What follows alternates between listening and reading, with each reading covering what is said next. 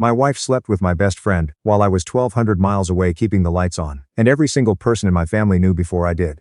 Not one of them called me. Not one of them warned me. They sat around a dinner table at my mother-in-law's house.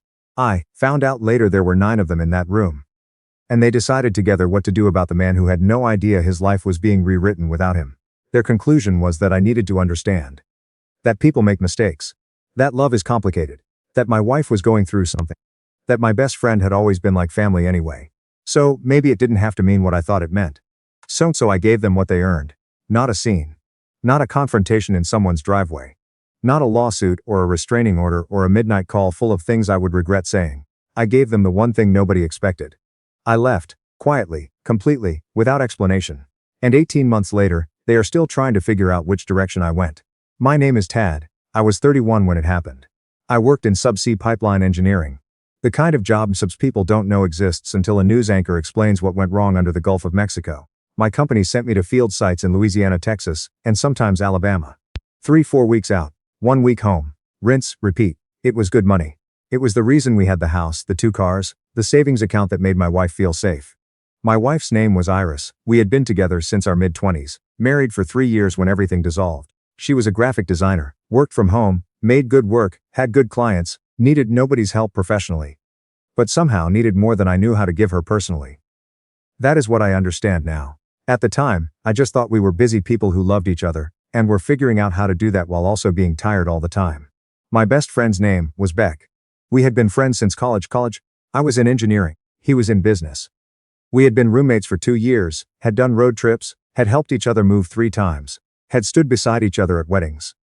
I was a groomsman at his first wedding. He was a groomsman at mine. His first marriage ended 2 years before all of this happened. He had taken it hard. I had been there for him through it. I let him use my garage apartment when he needed a place to stay for a month. I lent him money I never mentioned again, because I did not want to embarrass him. He repaid me by sleeping with my wife. I found out on a Thursday in February. I had been in Port Arthur for 26 days working a corrosion inspection on an offshore pipeline connection. Cold, gray work. The kind of job where you're in a hard hat from 7 in the morning until the light goes and your boots never fully dry out. We wrapped the job 2 days early because a component we needed was back ordered, and there was no point standing around waiting for it. I drove back to Houston instead of flying. Because I had my truck at the site and I needed the drive to decompress. I didn't call Iris because I wanted to walk through the door and watch her face light up. I had bought her a praline from a gas station in Beaumont, the good kind wrapped in cellophane, because it was a stupid little thing she liked, and I thought showing up with it would be better than any phone call. I pulled onto our street at about 9:30.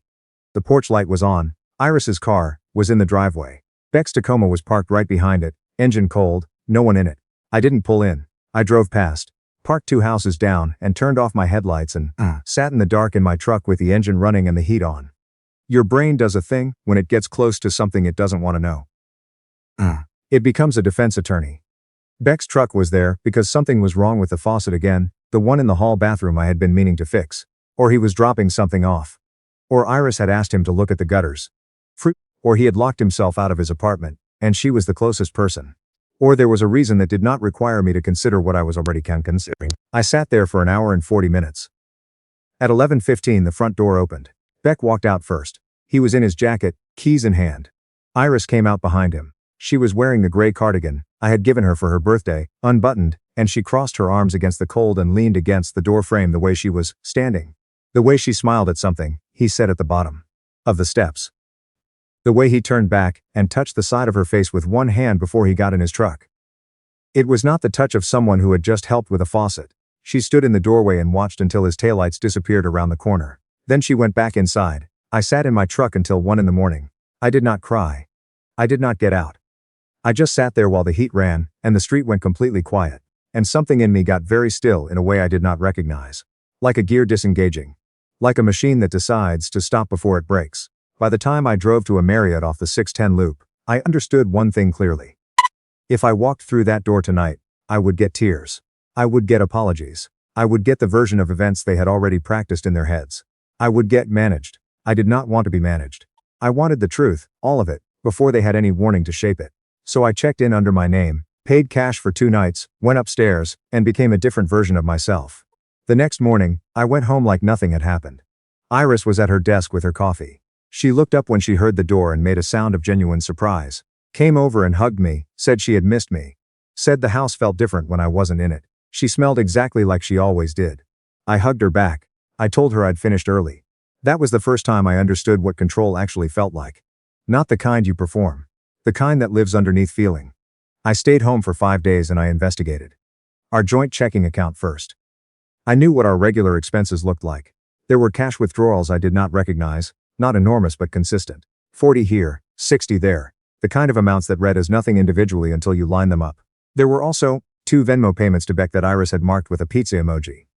I had not eaten pizza with Beck in 4 months. Her phone was harder. She kept it on her person almost constantly, which I had never noticed before because I had never had a reason to notice. But on the 3rd morning, she left it on the kitchen counter when she took a shower. The passcode was still the same one she had set 2 years ago. The date we got our dog. That almost stopped me. The fact that she hadn't changed it. I stood in the kitchen for 5 seconds and holding that phone, and feeling something I could not name, and then I opened it. The messages with Beck went back 4 months. I read them in order. The first ones were casual, normal friend stuff. Then the warmth in them shifted. Became personal, became intimate. By the 3rd month, they were coordinating around my schedule. There was one message where Beck said, "When does he leave next?" and Iris responded with the exact date of my next Port Arthur rotation.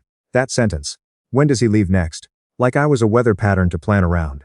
I did not delete anything. I took screenshots with my own phone, airdropped them to myself. Sent copies to a private email I created at the library. I built a document with dates and times and amounts, the same way I built inspection reports for the pipeline. Methodical, sourced, unemotional. Then I found the appointment. She had a calendar entry, private not shared with me. It was labeled with just an address in the Montrose area and a time. I looked up the address. OB/GYN clinic. I went back through the texts. 6 weeks earlier, Iris had sent Beck a photo. He responded, "Oh God, are you sure?" She responded, 10 weeks, I don't know what to do. I sat in the bathroom with my phone and read that exchange 4 times. Then I added it to the document. For 3 more days I played the husband. I asked her how she was feeling. I made breakfast twice. I took the dog for a walk in the morning and let her sleep in. I fixed the hall faucet I had been meaning to fix for 2 months, because somehow that felt important. On the last night, I held her in bed and she told me she was glad I was home. I said I was too. I meant neither the words nor the gesture, but I delivered both with complete precision. I found out how far the rot had spread on a Saturday afternoon. Iris's parents hosted a birthday lunch for her mother. Backyard, catered sandwiches from Central Market, the whole thing. My own parents came because they had known Iris's family for years. Her older sister was there, her sister's husband. My cousins and Jamie, who had grown up with me and had been to our wedding. Beck was there, because he had always been at these things. I watched them all from behind a paper plate and a glass of iced tea. Beck and Iris moved around each other carefully, not avoiding contact. Managing it. A certain measured distance. Eyes that went somewhere else a half second too quickly. The kind of behavior you only recognize when you know what to look for. But what I noticed more than them was everyone else. My father-in-law spent the first 20 minutes making a point of standing near Beck, laughing too hard at things he said. My mother, who usually touched my arm when she was glad I was somewhere, didn't touch me once. My cousin Jamie glanced at me twice in a way that landed wrong. Not like she was glad to see me. Like she was measuring something. I decided to test it. I set down my plate, found my father-in-law near the drink cooler, and said, "My company just offered me a project lead in Aberdeen, Scotland, 18 months, probably longer. I'm seriously thinking about taking it." The color left his face before he could stop it. He started, then stopped, recovered. "That's a big move. Have you talked to Iris?" "Not yet," I said. "Thought I'd mention it to you first. Get your read." He did not ask about the project. He did not ask about the money or the timeline or whether I'd be able to come back for holidays. He excused himself in under 30 seconds. I watched him find my mother-in-law by the door to the kitchen. I watched the two of them exchange 8 words. I watched her look at me across the yard. Then, my father walked over. "Hey," he said. "Can I talk to you inside for a minute?" I followed him. My mother-in-law came in from the other direction and closed the door behind all 3 of us. My cousin Jamie appeared from the hallway and leaned against the counter like she lived there. My father put his hands in his pockets. He has always done that when he's uncomfortable. A tell he's had since I was 12. "There's something we need to tell you," he said. "And we should have told you sooner." I said nothing. My mother-in-law took a breath. "Iris has been going through a very hard time while you've been away. The distance has been. It's taken a toll on her that I don't think either of you fully recognized." I kept my face blank. "She and Beck," my father said, and then stopped. "Got close," my mother-in-law finished. "Closer than they should have." I nodded once. My father said, "They both understand it was a mistake, But there's something else. Iris is pregnant, my mother-in-law said. I looked at her. How far along? She and my father exchanged a look, the kind that transfers information without words. About 11 weeks, she said. I did the math out loud, not for them but for my own record. I've been in Port Arthur most of the last 3 months. Nobody said anything. My father looked at the floor and back up. There's a chance. We don't know anything for certain yet, but there's a chance the timing doesn't line up the way any of us would want. The timing. My cousin Jamie was looking out the window. She did not look at me once through this entire conversation, which told me she had known the longest, and was the least comfortable with it. How long have you known? I asked. My father started to answer and then stopped. We found out about 3 weeks ago, my mother-in-law said. We wanted to handle it carefully. 3 weeks. Carefully. Those two words sitting next to each other in a sentence about my marriage made something in me drop completely quiet. I said I need some air. Nobody stopped me. Beck was outside, of course he was. He was standing near the fence with a beer, not drinking it, just holding it. He walked toward me when I came out the door, which was either brave or stupid, and I still haven't decided which. I know your dad talked to you, he said. I stopped. He looked at me with an expression I had seen on him before, in college. The morning after he'd done something he knew he couldn't walk back. An expression that was already preloading the explanation. Don't, I said. One word. He stopped. I'm leaving, I said. Tad, don't say my name. I walked to my truck. Iris appeared at the corner of the house before I could get there. She had her arms wrapped around herself, the same gray cardigan, same cold air. Can we talk tonight? She said when you get home, can we just? Sure, I said. I got in my truck. In the mirror I saw all of them. My father, my mother-in-law, my cousin, Beck, Iris, standing in the yard in a cluster, watching me pull out of the driveway. They looked like people who had been in a meeting and had just walked outside into weather they weren't prepared for. They thought I needed a day to process. They thought I would come home that night shattered and ready to be comforted into compliance. I drove directly to Morrow's office.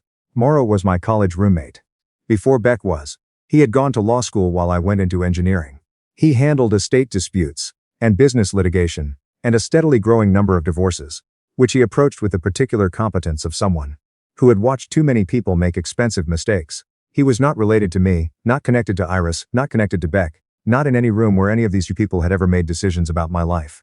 He answered the door in a Texan's shirt, holding a spatula, because he had been grilling in his backyard. He took one look at me. Get inside, he said. I sat at his kitchen table and laid everything out. The screenshots, the timeline, the bank records, the calendar entry, the pregnancy, the family gathering I had just walked out of. He read without speaking. His jaw got tighter around the second page. When he finished, he leaned back in his chair and was quiet for almost a full minute. What do you want? He said. I want to disappear, I said. I want to do it legally, financially, and completely. I want them to wake up on some random Tuesday and realize they have no way to reach me. He looked at me for a long time. Then he pulled his laptop toward him. Okay, he said. Then we do this right. The house was in my name. I had bought it before we married, a bungalow in Midtown. I had renovated over 2 years before Iris and I even got engaged. She had helped pick the paint colors. She had not paid a single mortgage payment. Morrow said Texas law generally treated premarital property as separate when maintained with separate funds, which mine had been. She would have arguments. She would have an attorney make noise. But I was in a strong position. Our joint savings account had $94,000. Most of it was mine by deposit history. As a joint account holder, I had the right to move it. Morrow told me to move it before the end of the weekend. I did. I opened an account at a credit union in San Antonio that same night, transferred the $94,000, then moved another $22,000 from checking, removed Iris as an authorized user on both credit cards where I held primary, closed them and opened new accounts at a different bank, removed her from my auto insurance. The car she drove daily was in my name. I had been making the payments since the month we bought it. That was about to become her problem to solve. Monday morning, I called my division manager. Family emergency, I said. I need to pull 6 weeks of PTO, he said. Take what you need. I texted Iris from the driveway before I drove away. Project extension came through. Out of town for at least a month. I'll call when I can, she responded with a heart. I put the phone in the glove compartment and drove to San Antonio. Tuesday, I met with a realtor Morrow had recommended. Someone who worked quiet sales, no yard signs, no open houses, no web listings until the deal was already closed. She walked through the house, took notes and told me the Midtown market was competitive, and I could realistically list at $485,000. I told her to list at $470,000 and get me a fast close. We had an offer by Thursday. Full asking price, 21-day close, cash buyer from a 1031 exchange who needed the deal done before end of quarter. I accepted it by phone from a hotel in Austin. Iris didn't know our house had already been sold out from under everything she thought she knew. Divorce papers were filed on Friday. I did not deliver them myself. A process server went to the graphic design studio where Iris rented desk space, handed her the documents in the lobby while she was holding a coffee, and walked away. My phone started ringing before I had made it out of the parking garage. Iris. Decline.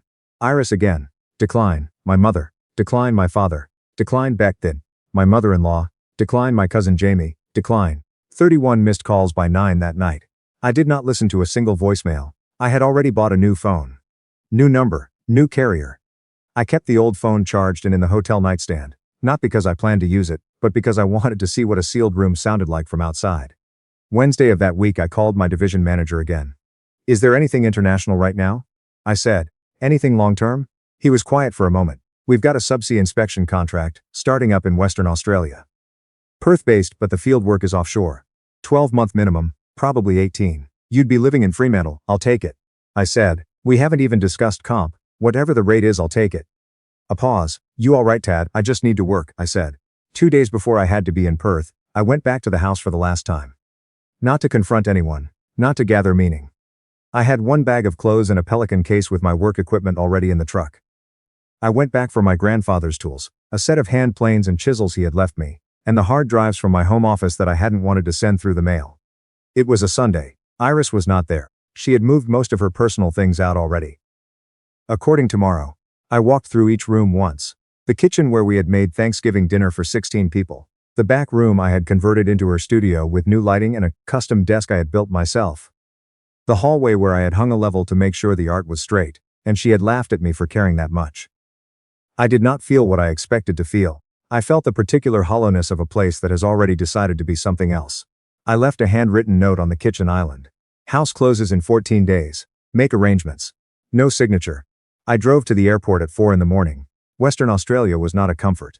It was not supposed to be. It was 12-hour days on a platform in the Indian Ocean. Weather that went from hot to hostile without warning. A crew of 24. Who minded their own business because everyone out there was minding their own. I worked. I slept. I did it again. The ocean there is a specific shade of blue that does not exist anywhere else I have ever been, and I would stand on the deck in the half hour before shift started, and let it ask nothing from me. After 8 weeks offshore I flew into Fremantle and turned on the old phone. 212 text messages. 79 missed calls. I scrolled names without opening any of it. Iris, my father, my mother, my cousin Beck, my mother-in-law, Beck again, my mother again. I opened Beck's thread because I wanted to see what he had done with this. His first messages were the ones I expected. Call me. We need to talk, you can't just disappear. I know you're furious. By the third week it shifted. I messed up the worst thing I've ever done. I don't know how to fix this. By the 6th week. I'm not asking you to forgive me. I'm just asking you to let them know you're alive. He did not deserve the weight of an answer. He had already received everything from me he was going to get. Iris's messages started angry. You sold the house without even telling me. I have nowhere to go. You could have at least talked to me first. And moved into something quieter and sadder that I did not want to examine. My parents were confused and then worried and then hurt. My cousin Jamie wrote one long message that began with, I know I should have told you sooner, and ended with, I'm sorry, I chose wrong. I read that one twice. I turned the phone off and put it in the drawer of the nightstand in my Fremantle apartment. I left it there. Morrow called my new number 6 weeks after I landed. House closed, he said. 468,000 net, after fees. It's in your account, good. DNA results came back from the court order. I had been expecting this. I said nothing. The baby isn't yours, he said. I looked out the window at the port. Container ships. Orange cranes. Water so flat it looked like sheet metal. Okay, I said. No paternity obligation. No child support. No legal connection. Good, I said again. What about the divorce? Final in about 3 weeks. She gets personal effects minimal. No house share. No savings split. Her attorney pushed hard but your deposit records held. She's walking away with what she came in with. That's all I needed, I said. I did not feel victorious. I felt something closer to what happens when you finish a very long job and the last paperwork is signed, and you realize your hands are finally empty. Beck's life came apart at the seams over the following months. I learned this in pieces I did not ask for. A message from a mutual acquaintance. A forwarded email I deleted. A note Morrow passed along when he thought I should know. Beck and Iris had not worked out. The pregnancy had created a bond neither of them had planned for, and neither of them actually wanted under those conditions. He lost 2 large clients when the story circulated in their shared professional network, which in Houston is enormous until it is suddenly very small. He had to give up his apartment. He was staying somewhere that wasn't his. Iris had the baby, a girl. She sent a photo to my old phone when she was 2 days old. I turned the phone on once to check for anything legally relevant. I saw the message. I saw the photo. I looked at it for 3 seconds. The baby had irises coloring, and I could not tell anything else. I turned the phone back off. People will call that cold. They are not wrong. But cold is just what warmth looks like when something has been removed. Nobody held a meeting about protecting me from what happened to me. Nobody lost sleep over what I would feel walking in that door on a Thursday night in February. They held meetings about what to do once I had already absorbed it. I did not owe them the version of me that pretended otherwise. The first year in Fremantle passed the way that kind of year does. Structured, stripped down, useful. I worked on contracts that mattered. Offshore platform assessments, coastal infrastructure reviews. A long survey project for a desalination facility outside Perth that would provide clean water for 250,000 people. I ate at the same 3 places near my apartment. I ran along the waterfront in the early mornings when the weather allowed it. I did not talk about Houston to anyone. I met Simone at a pub quiz near the port. She was an environmental consultant who did fieldwork on coastal erosion for the state government. She had dark hair, a considered manner, and absolutely no patience for people who talked more than they meant. We shared a table because the place was full and we were both there alone. She beat me by 11 points and didn't apologize for it. Over the following weeks I saw her around the area. At the market, once at the same coffee place near the water. Once at a lecture series on marine infrastructure that we both attended and were both mildly disappointed by. We started having dinner sometimes. She did not ask where I was from until the 3rd time. When I told her, she nodded and moved on to something else. She did not save me. I want to be clear about that, because the story people want is the one where a kind stranger repairs you and you both emerge from it soft-edged and grateful. Simone was not that kind of story. She was a person who kept her word and did not pretend to feel things she didn't feel. She said what she meant. She remembered what I told her. She never opened a door I hadn't indicated I wanted open. That was what I needed more than anything anyone could have arranged. The old phone stayed in the nightstand for almost a year. Then I moved it to a box in the wardrobe. When Morrow needed to reach me for legal or tax purposes, he used the new number. When I wanted to know if something was still unresolved, I asked him. He was the only line I maintained back into that part of my life, and I maintained it only for the purpose of knowing what I needed to know. Around 14 months after I had left Houston, an email came through a professional directory I had not thought to deactivate. It was from my cousin Jamie. I know you've cut contact with everyone and I understand why. I just want you to know that your mom has been having a hard time. She's in therapy. She's scared she lost you permanently. I'm not asking you to forgive anyone. I'm not asking you to call. I just thought you should know she's not okay. I read it twice. Then I wrote back one sentence. I'm alive. Don't write again. She didn't. My father reached me through Morrow 14 months later. Not directly, through a letter he sent to Morrow's office asking that it be forwarded. Morrow forwarded it with a note. You don't have to read this. Up to you. I read it. My father said he had been diagnosed with a cardiac condition that would require surgery. Not immediately life-threatening but serious. He said he was not asking me to come home. He said he was not asking for anything. He said he had replayed the Saturday afternoon in his father-in-law's backyard every day for the past 2 years. Specifically the moment he had followed me inside. And said there's something we need to tell you. Like he was the one doing me a favor by letting me know about my own life. He said he didn't know what he had been thinking. He said he knew. I had needed him to make a different choice. He said he was sorry. He signed it, Dad, I love you regardless. I sat with that letter for a long time. Not on a porch in the snow. On the small balcony of my Fremantle apartment in the early evening, with the port lights coming on one by one over the water. Simone came out after a while and didn't ask what I was reading. My father wrote me, I said. What are you going to do, she said. I don't know yet. She sat down, we watched the lights for a while together. The conversation I had with myself over the next few days was not about forgiveness.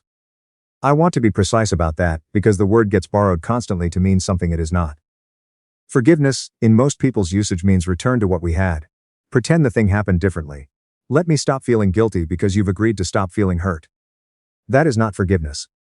That is management wearing forgiveness's clothes.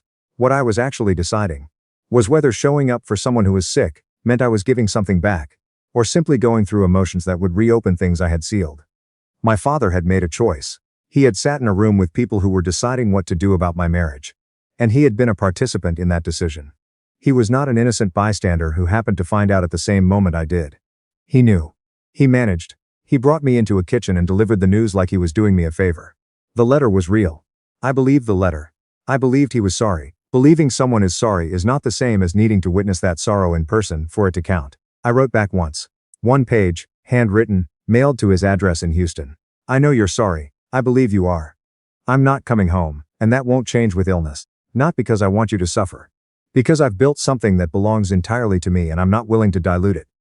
If you get through the surgery, I'm glad. If you don't, I'll carry that the way I've learned to carry other things. I love you, in the way sons love fathers who failed them but tried to say so. That will have to be enough. I didn't sign it. He got through the surgery. Morrow told me 6 weeks after it happened, because I had asked him to let me know. I was on a platform 40 miles offshore at the time. I stood on the deck in the gray morning, and felt something move through me, that I did not try to name. I have been in Western Australia, for 2.5 years now. Simone and I live together in a house in Fremantle, that we rent with an option to buy. Close enough to the port that I can hear the water on still nights. We got a dog last spring. A cattle dog mix we found at the shelter. Who spends most of his time looking at me like I might have food in my left pocket. I do sometimes. I do not know what Iris is doing. I do not know what Beck's life looks like. I do not check. The old phone is still in a box in a closet I never open. Maybe there are messages, maybe there aren't. At some point the not knowing became something I carried lightly. The way you carry a key to a house you no longer own. People say the anger will dissolve eventually. Some of them mean that as comfort. What I have found is that it did not dissolve. It just stopped being the thing I thought about first when I woke up. That is close enough. I build things. I build them carefully, and with precision in places where the conditions are hostile. And the margin for error is low. That is the work I was always meant to do. The rest of it. The kitchen meetings, the measured distances, the managed revelations. I left that behind in a house in Midtown Houston that someone else is painting a different color right now. Not knowing, and not needing to know what happened in the rooms before they arrived. I am not waiting for an ending. I am not in the middle of something. I am at the far end of it, looking back at a very small point of light, that I walked away from on purpose, and finding that the distance, which was once the hardest thing about any of this, has become the best thing. The silence I left behind was not a punishment. It was the shape of what I had decided I was worth. What they did with it, was never my problem to solve.